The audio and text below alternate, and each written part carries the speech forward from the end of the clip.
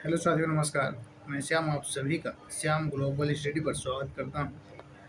साथियों, आज हम लोग देखेंगे भारतीय संविधान की विशेषताएं।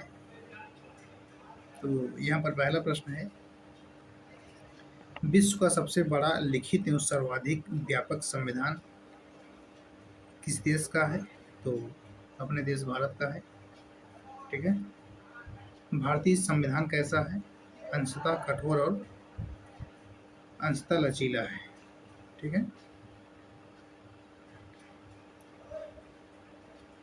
भारत का संविधान किस प्रकार का है? तो नम्य और अनम्य दोनों है।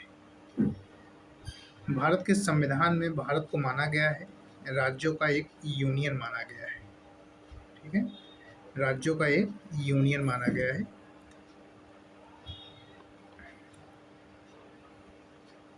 भारत एक धर्मनिरपेक्ष देश है। इसका तात्पर्य है उसका राज्य स्तर पर कोई धर्म नहीं होगा। धर्मनिरपेक्ष का मतलब क्या होता है? यानी उस देश का कोई अपना विशेष धर्म नहीं होगा। वह देश सभी धर्मों को समान मान्यता देता है। निम्नलिखित कथनों में कौन सा सही है? तो यहाँ पर भारत एक संसदात्मक प्रजातंत्र है। ठीक, यहाँ पर अपने देश में संसदीय व्यवस्था है। भारतीय संविधान के संबंध में कौन सा कथन सही है? यह दूसरे देशों को संविधान से प्रभावित है। यह दूसरे देशों के संविधान से प्रभावित है। जैसे हम लोगों ने संविधान पढ़ा होगा, अमेरिका से लिया गया है, कुछ कुछ पार्ट आयरलैंड से, ऑस्ट्रेलिया से, इंग्लैंड से, ऐसे तमाम देशों से वहाँ के संविधान से जो महत्वपूर्ण चीज़ें थी उसको निकाल कर अपने संविधान में जोड़ा गया है। अगला प्रश्न देखेंगे, निम्नलिखित में से कौन सा कथन सही है? तो इसमें देखेंगे, भारत का संविधान भारत में संसदीय पद्धति की सरकार की व्यवस्था करता है। भारतीय संविधान द्वारा स्वतंत्र न्यायपालिका की स्थापना की गई है। भारतीय संविधान में विधि के शासन की व्यवस्था करता है। तो ये सभी बातें सही हैं। ठीक।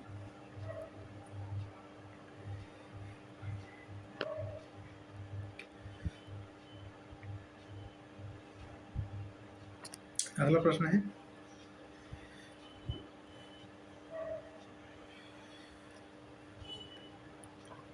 निम्नलिखित में से कौन सा कथन सही नहीं है? तो पहले हम लोग देखेंगे कि भारतीय संविधान निर्मित, लिखित और सर्वाधिक व्यापक है और सही है।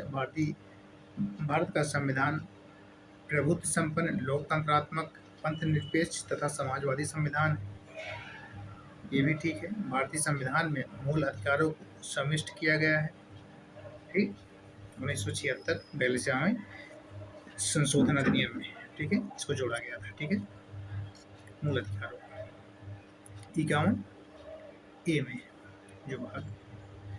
जो अनुच्छेद है 51 ए में मूल अधिकार जोड़ा गया है। संविधान के प्रवर्तन के समय में ही संविधान के मूल कर्तव्य शामिल था। तो ये गलत बात है, क्योंकि 42वें संशोधन में जोड़ा गया है। अभी हमने बताया आपको। निम्नलिखित में से कौन सा कथन सही है? भारतीय संविधान में कई विदेशी संविधान के तत्वों का समावेश किया गया है। भारतीय संविधान एकल नागरिकता का प्रावधान करता है। भारतीय संविधान वयस्क मताधिकार की व्यवस्था करता है। ये सभी बातें सही हैं। भारत का संविधान है कठोर कम, लचीला अधिक। ठीक है। भारतीय संविधान का स्वरूप किस प्रकार का है? तो संरचना में संघात्मक, भावना में एकात्मक है। ठीक है। भारतीय संविधान जो है इसका स्वरूप किस प्रकार का है? तो संरचना में संघात्मक है, भावना में एकात्मक है।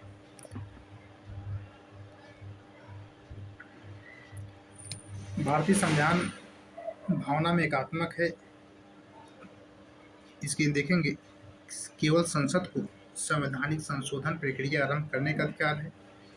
कुछ स्थितियों में संसद को राज्य के लिए कानून बनाने का अधिकार है। सही बात है। अखिल भारतीय सेवाओं के कारण इन सभी को जो है एकात्मक कहा गया है। ठीक है, ये सभी बातें सही है। भारतीय संविधान के संदर्भ में कहा गया है, भारतीय संविधान के संदर्भ में कहा गया है कि भारतीय संविधान को वकीलों का स्वर्ग कहा जाता है। अगला प्रश्न है,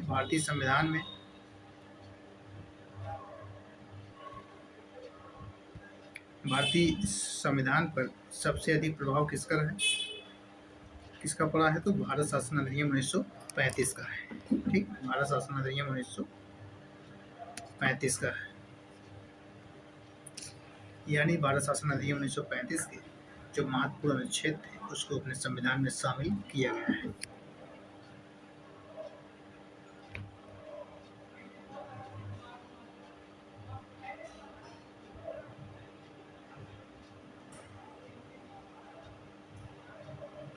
अगला प्रश्न देखेंगे, निम्नलिखित में से यह किससे निर्धारित होता है कि भारत का संविधान परिसंघीय है? तो केंद्र एवं राज्य के बीच शक्तियों का वितरण है। ठीक है, कौन सा सही हो जाएगा यहाँ पर? केंद्र एवं राज्य के बीच शक्तियों का वितरण है। भारत में प्रजातंत्र इस तथ्य पर आधारित है कि जनता से सरकारों को चुनने तथा बदलने का अधिकार प्राप्त है। जो भारत का जो प्रजातंत्र है ये आधारित है किस पर? यानी यहाँ की जो यहाँ की जनता है वो देश की सरकारों को चुनती है और उसको बदलती भी है। अगला प्रश्न, भारतीय संविधान में 350 से अधिक आर्टिकल हैं। जैसे हम लोग देखते हैं 395 है जो आर्टिकल है भारतीय संविधान में, लेकिन वर्तमान समय में 400 से भी अधिक है, लेकिन 395 के ही अंतर्गत रखे गए हैं। ठीक, तो मोटा मोटा हम लोग जानते हैं कि 395 आर्टिकल भारतीय संविधान में है। अगला प्रश्न, भारत में किस प्रकार की शासन व्यवस्था अपनाई गई है? भारत में किस प्रकार की शासन व्यवस्था अपनाई गई है? तो ब्रिटिश संसदात्मक प्रणाली अपनाई गई है। ठीक है,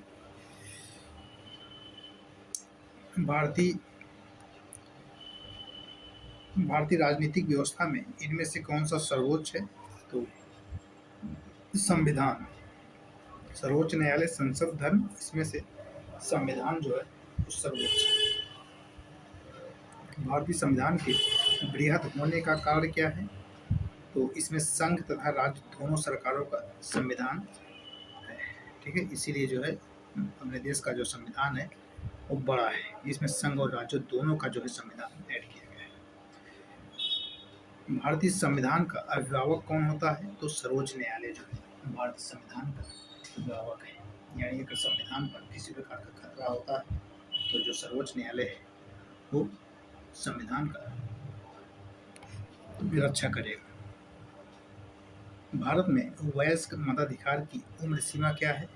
तो वयस्क मताधिकार यानी 18 साल यदि कोई व्यक्ति हो जाता है तो अपना मताधिकार कर सकता है।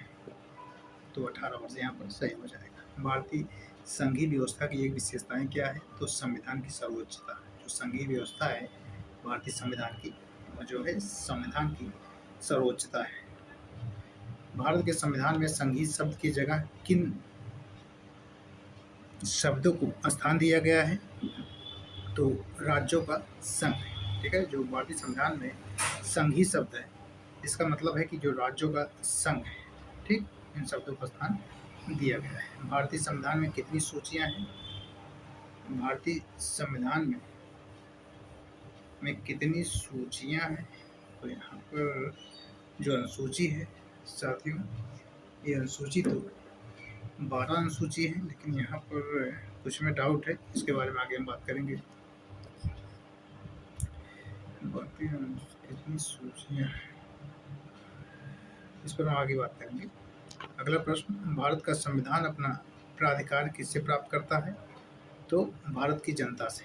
ठीक है, भारत का जो संविधान अपना प्राधिकार किससे प्राप्त करता है? तो भारत की जनता से।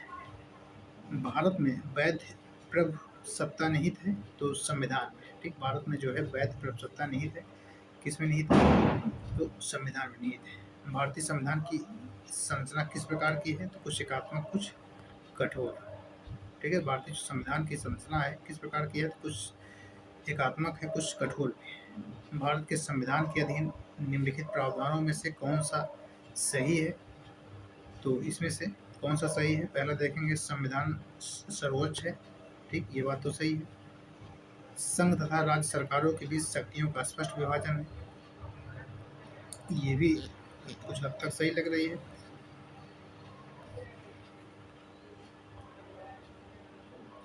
संविधान के संशोधनों के लिए बृहत प्रक्रिया का अनुकरण करना होता है, ये भी बात सही है।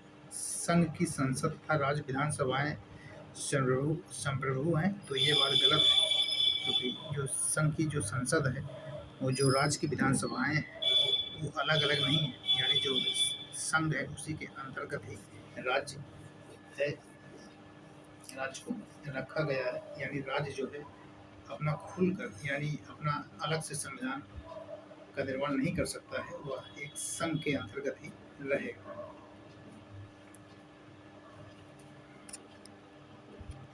निम्नलिखित संविधान की अवधारणा में सर्वप्रथम कहाँ जन्म लिया, निम्नलिखित संविधान की अवधारणा ने सर्वप्रथम कहाँ पर जन्म लिया था, तो फ्रांस, जो फ्रांसीसी क्रांति हुई थी उसी के बाद सबसे पहले संविधान जो है वहाँ पर बनाया गया था। लेकिन ये आपसे पूछ ली सबसे पहले लिखित संविधान तो अमेरिका का है, ठीक है, लेकिन सबसे पहले संविधान कहाँ पर बनाया गया था, तो सबसे पहले जो संविधान की अवधारणा कहाँ से प्राप्त हुई थी, तो फ्रांस से प्राप्त हुई थी, ठीक है। यदि लिखित पूछे तो अमेरिका है। अगला प्रश्न देखेंगे, अध्यात्मात्मक शासन का उदय सर्वप्रथम किस देश में हुआ था, तो संयुक्त राज्य अमेरिका में, ठीक। निम्नलिखित में से कौन सा एक भारतीय संविधान का दर्शन नहीं है, तो साम्यवादी। भारतीय संविधान अर्ध संघात्मक है, भारतीय संविधान ना तो संघात्मक है ना ही एकात्मक है, तो AR दोनों सही है, AR की सही व्याख्या है। यानी जो भारतीय संविधान है अर्ध संघात्मक है, तो इसका जो है इसका कारण क्या है, भारतीय संविधान ना तो संघात्मक है और ना ही एकात्मक है, दोनों बातें सही और उसकी व्याख्या भी करता है। इनमें से कौन सा जो है भारतीय संघीय व्यवस्था में एकात्मक तत्व है, तो हम लोग देखेंगे एकात्मक तत्व क्या है, इसमें राज्यपालों की नियुक्ति, ठीक, और राज्यसभा में असमान प्रतिनिधित्व, पांचवा जो है अखिल भारतीय सेवाएं,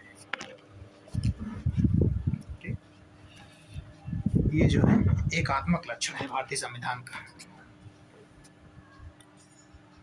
भारत के राजनीतिक व्यवस्था के मूलभूत लक्षण क्या हैं, तो यह एक लोकतांत्रिक गणतंत्र है, इनमें संसदात्मक रूप की सरकार है, सर्वोच्च सत्ता भारत की जनता में निहित है, ठीक। ये तीनों बातें जो हैं सही हैं, भारत में राजनीतिक व्यवस्था के मूल लक्षण हैं, ठीक है। क्या है, एक लोकतांत्रिक गणतंत्र है, बात सही है, इसमें संसदात्मक रूप की सरकार है, ये भी सही है, सर्वोच्च सत्ता भारत की जनता में निहित है, ये भी ठीक है।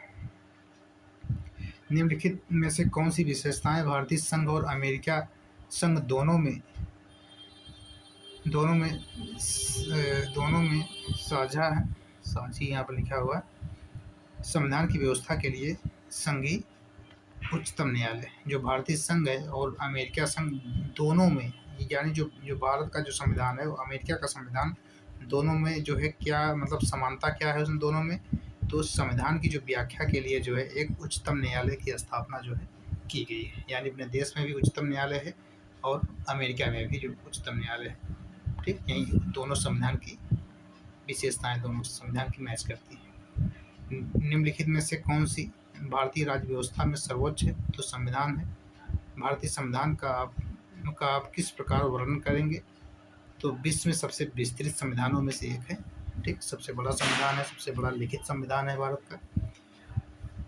भारत का संविधान मान्यता प्राप्त करता है, ठीक, धार्मिक और भाषाई अल्पसंख्यकों को भारतीय संविधान जो है मान्यता प्राप्त करता है, ठीक। यहाँ पर जो पहला दिया है केवल धार्मिक अल्पसंख्यकों को, तो ये भी बात गलत है, केवल भाषाई को, ये भी बात गलत है, यहाँ दोनों की बात करता है, धार्मिक और भाषाई अल्पसंख्यकों दोनों। तो साथियों ये था 40 क्वेश्चन, आगे भी हम लगातार क्वेश्चन और जो भी हमको मिलेगा इम्पोर्टेंट थ्योरी पार्ट हो या क्वेश्चन हो सभी को लाते रहेंगे। वीडियो अच्छा लगा हो तो लाइक करिएगा और सब्सक्राइब भी करिएगा। धन्यवाद।